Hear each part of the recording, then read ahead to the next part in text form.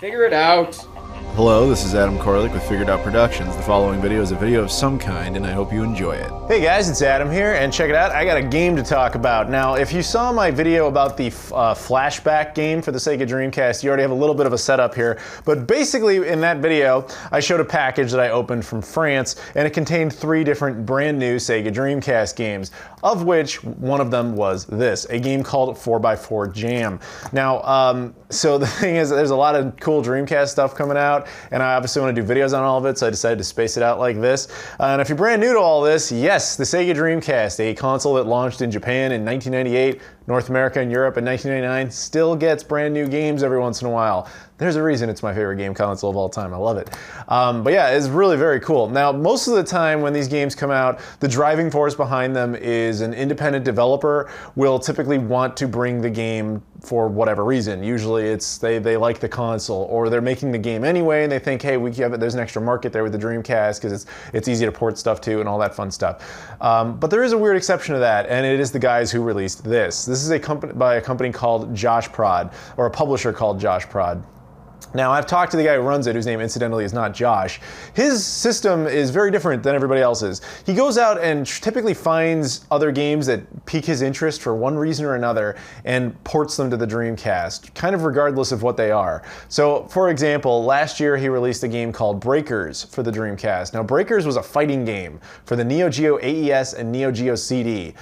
He went to the company that made it, a company called Visco, and said, like, I want to bring it to the Dreamcast. And they basically made that happen through using the Dreamcast Neo Geo CD emulator, but they did it completely on the up and up. They optimized the game and all that stuff. And then, like I said, I already did a video on a game called Flashback. Flashback was a big game in the early 90s. JoshProd proceeded to buy the license to the game and then proceed to find the developers of the game. He apparently became buddy-buddy with them and actually brought the game out in probably the most official possible capacity one could do. So there's a lot of his projects are like that. They're very bizarre. So in this case, he released a game called 4x4 Jam. Now I'm going to go ahead and open it up here, which I have not done yet, despite having had it for a while, as you guys saw the previous video a little while ago, but I wanted to be able to show you guys on camera. Now, the cool thing about this particular game is that this game, from what I understand, because I talked to him about it, the deal with this is that this was originally a PSP game. A PSP mini game, if anybody remembers that ill-fated service. It was basically like indie games for the PSP. Now, as far as I know, that's the only platform that it was ever released on. Now, I don't know the specifics of how he got a hold of that game. I know it's legitimate, but yeah, they decided to release that game on the Dreamcast, which is interesting because, as he pointed out to me, that does make it the first indie game that is that runs in a completely 3D environment. There has not been a full 3D Dreamcast game since the official end of the console. And I know Xenocider was working on that goal, and I gotta say, I mean, I guess technically 4x4 Jam beat them to it. Granted, Xenocider is being built for the ground up for the Dreamcast, whereas 4x4 Jam obviously was not, but it still happened. So anyway, here's the cover art there. That's the Japanese style, or North American, I should say the NTSC style. There is also a PAL case for this. Now, what you can do with this is you can open it up and you see the manual is actually totally reversible. And so you have one side is the American style artwork and the other side is the Japanese style artwork. And then of course you have, you know, the actual manual and all this fun stuff on the inside with artwork and colors and all sorts of great things. And then of course you have the disc, which is a nice pressed disc. This is not some CDR shit that was done on his PC or anything. Like, this is all completely legitimate and nice. And it's really cool. I'm so thrilled that this company gets to do this and gets to make these things, because I just applaud the effort, like really, like the fact that he would go out and find these random games for one reason or another and have the passion to bring them to what I'm sure most would consider a completely dead console, just so that we can all have these cool new gaming experiences on that console, is just, I respect the hell out of that. So I'm definitely very inclined to support that. Now, admittedly, these were provided to me as free samples, but if they hadn't been, I would have bought them anyway. I'm leveling with you. If you're interested in doing that, there's a link in the description to like PlayAsia and other places where you can pick them up. If you live in New York, you have an unfair advantage. The rest of us do not. Video Games New York, which is a store in Manhattan, I've actually been to it, is the only brick and mortar store that's actually got license to sell these over the counter. So if you want to do that, by all means, you can go there. All right, so here we are running 4x4 Jam.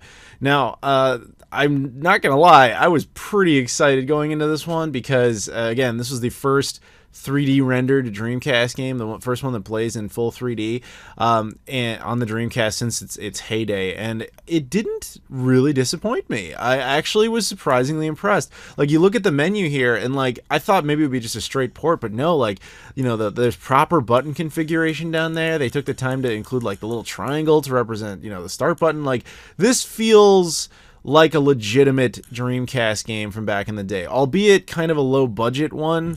Probably not one that would have got like amazing ratings back then, but it still feels real, and I gotta give it props for that because I mean, maybe other than Stormwind, I can't think of a Dreamcast game in the indie scene that really kind of gave that vibe. Granted, they're two completely different games, but it does feel like something that might have come out back in the day.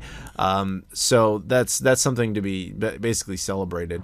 Now, the game itself, I actually rather enjoyed, even though it's kind of simplistic. So there's multiple type of racing modes. There's also a generic, like, just explore the environment type of mode, which I played like that for a little bit, like an idiot, not realizing that there was no objective in that.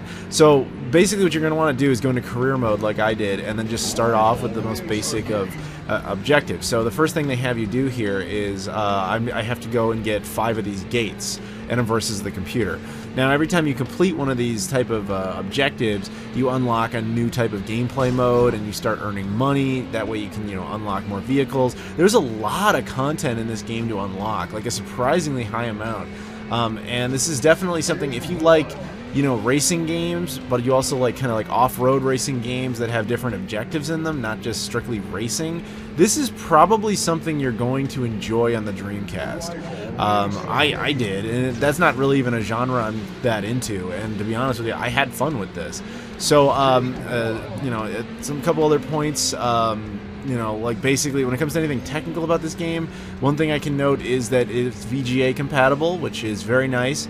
Gives a very clean, clear picture. Obviously, graphically, this is not the most advanced thing the Dreamcast has ever seen, but this is an indie PSP game originally. But to be honest, this is probably one of the best looking, graphically anyway, games that the Dreamcast independent scene has ever produced. Again, though, this was not made for the Dreamcast originally. It was made for the PSP, but the fact that we got it at all is kind of impressive.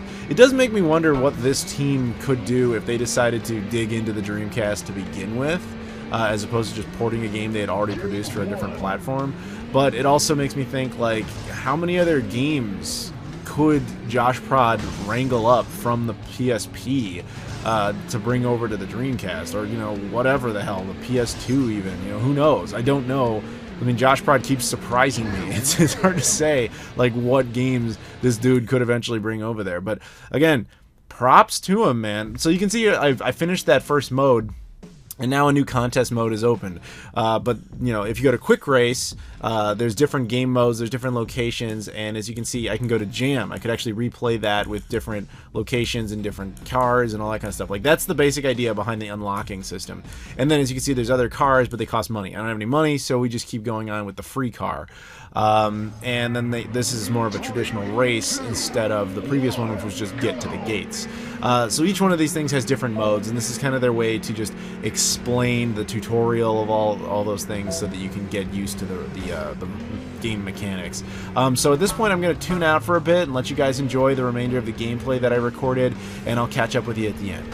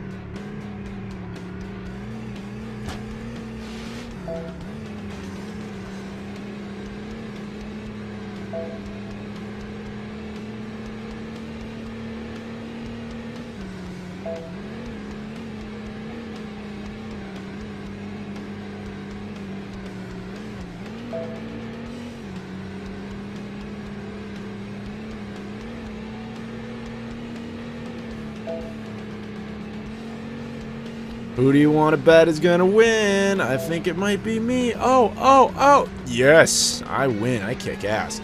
But yeah, that was a look at 4x4 Jam. A lot of fun.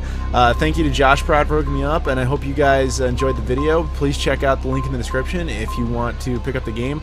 Thank you very much for watching, and I'll see you all later.